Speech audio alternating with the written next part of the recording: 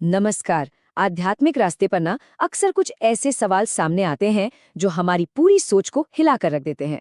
आज हम ऐसे ही दो बहुत ही बुनियादी सवालों की गहराई में उतरेंगे, प्रेम, मोक्ष और क्षमा के बारे में।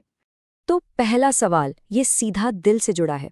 सोचिए, अगर भगवान का प्रेम ही सबसे बड़ा, सबसे परम सुख है, तो फिर कोई साधक मोक्ष क्यों चाहेगा? मतलब जन्म मरण के चक्कर से आजादी की जरूरत ही क्या है? ये एक बड़ी दिलचस्प दुविधा है ना?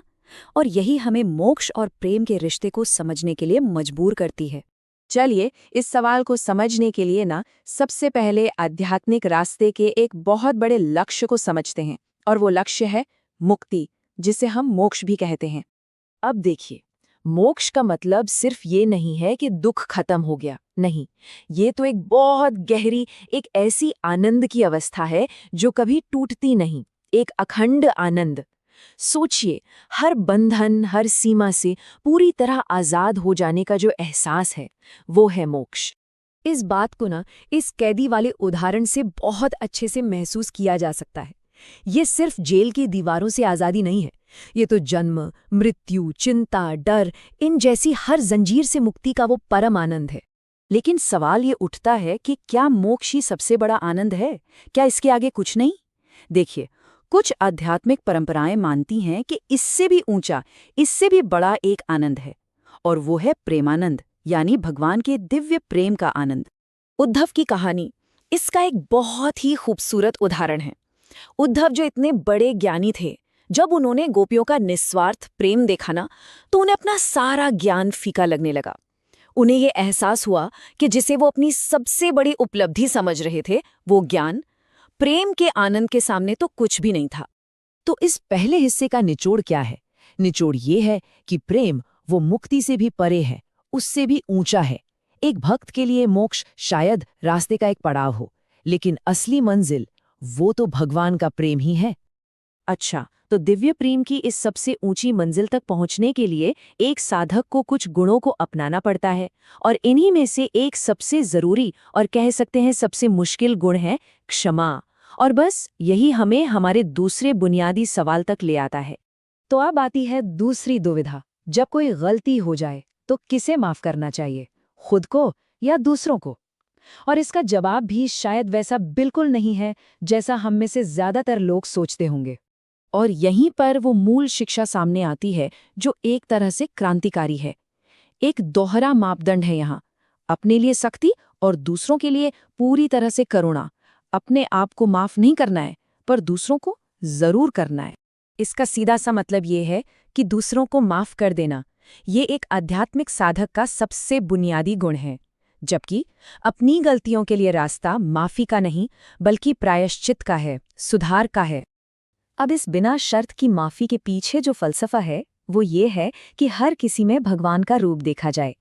ऐसी मान्यता है कि अगर कोई हमें तकलीफ दे रहा है या गाली दे रहा है, तो वो शायद भगवान की ही प्रेरणा से ऐसा कर रहा है, ताकि हमारा कोई पुराना कर्म कट सके। लेकिन यहाँ एक बड़ा सवाल खड़ा होता है, क्या इस तरह हर किसी को माफ कर देना एक तरह की कमजोरी नहीं है? और देखिए, ये शास्त्र इस पर सीधे एक बहुत ही हैरान कर देने वाला मोड़ लेकर आते हैं। ये जो पंक्ति है, उमा क्षमार सापहुते भारी, ये क्षमा के बारे में सबसे चौंकाने वाला विचार सामने रखती है कि क्षमा करना किसी को श्राप देने से भी ज्यादा भारी पड़ सकता है। अब इस बात के पीछे का तर्क समझिए। जब कोई किसी को श्राप देता है तो उसे एक सीमित सजा मिलती है, बस उतनी ही। लेकिन जब कोई उसे माफ कर देता है तो वो उसे सीधे भगवान के न्याय के हवाले कर देता है, और फिर भगवान का न्याय उसे उसके कर्मों का पूरा हिसाब किताब देता है। तो इस नजरिए से देखें तो माफ कर देना कोई कमजोरी का काम नहीं है, ये तो असल में कर्म के न्याय को अपना काम करने देने जैसा है। और ये न्याय किसी भी इंसान की दी हुई सजा से कहीं ज्यादा गहरा और असरदार हो सकता है। तो इसका मतलब क्या ये हुआ कि हमें हर हाल में हर किसी को बस माफ ही कर देना चाहिए? नहीं, यहाँ पर ये दर्शन एक बहुत ही जरूरी सीमा तय करता है। शास्त्रों में साफ साफ बताया गया है कि कुछ हालात ऐसे होते हैं जहां माफ करना बिल्कुल गलत है, जहां एक्शन लेने की जरूरत है। जैसे किसी स्त्री के साथ हो रहे अत्याचार को देखना, या फिर किसी गरीब या कमजोर पर हो रहे जुल्म को देखना। ऐसी स्थितियों में कर्तव्य पीड़ित की रक्षा करना है, हमलावर को माफ करना नहीं। उस वक्त क्षमा कायरता बन जाती है। तो कुल मिलाकर आज हमने एक ऐसे आध्यात्मिक रास्ते को समझा जो प्रेम को सबसे ऊंचा दर्जा देता है, जो खुद के लिए कठोर अनुशासन की बात करता है और दूसरों के लिए असीम क्षमा की, लेकिन साथ ही ये भी सिखाता है कि समाज में हो रहे अन्याय के खिलाफ आवाज उठाना, उसके खिलाफ खड़ा होना भी हमारी ही जिम्मेदारी है।